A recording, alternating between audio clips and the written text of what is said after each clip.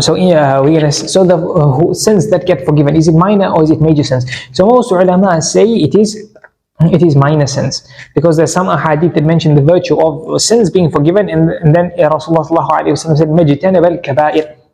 As long as he's not done any major sins, then his sins will be forgiven. So that indicates that as long as he's not done any major sins, yes, this indicates the major sins would not be forgiven with these kind of virtues. Major sins need tawbah.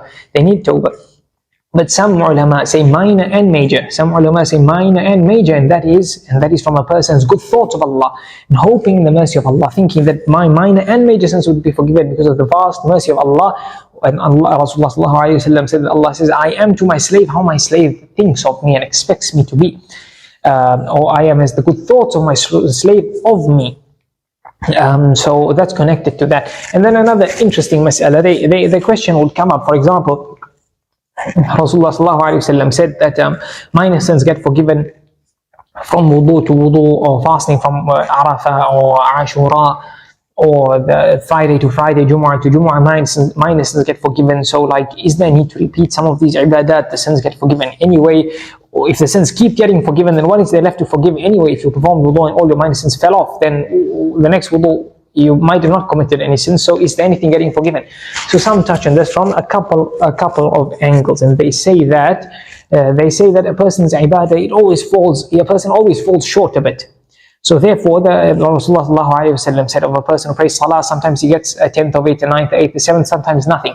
Fasting person, he fasts and he gets nothing, especially when we said last time, like backbiting and things like those sins that cause the reward of a fast to go less. So he could get nothing from his ibadah. So therefore, every time he does the ibadah that washes out sins, then his sins would be forgiven, helping him every time to completely wash off his sins. So the sins every time it gets little by little by little. But assuming it all got washed off, all these minor sins, then Imam Nawawi and others touch on this, and they say that his minor sins, they get completely forgiven. If there's now no minor sins, then they say rajawna or rujiya. They say we hope then the punishment of the major sins would be lessened, or the severity of the major sins would be lessened. So no minor deeds, then it starts tackling no minor sins, it starts tackling the major sins to try and decrease them. And if there's no major sins, or they've done the job of the major sins, then we hope there will be a reward for a person. We hope there will be, now not only it will be the reward of the action, but extra reward in place of the wiping off, the expiation of the sins. And then with regards to that narration of the Muslim Imam Ahmad, وَمَا تَأَخَّرْ, actions that he done in the future, maybe this case it might not apply, but let's say Arafah, Rasulullah said he gets the sins forgiven for the past year and the future year. So let's touch on it now. We could have touched on it when we speak on the virtues of fasting Arafah in Sawm al-Tatawwu' and Nafil fast, but let's touch on it now anyway, since it's connected to this.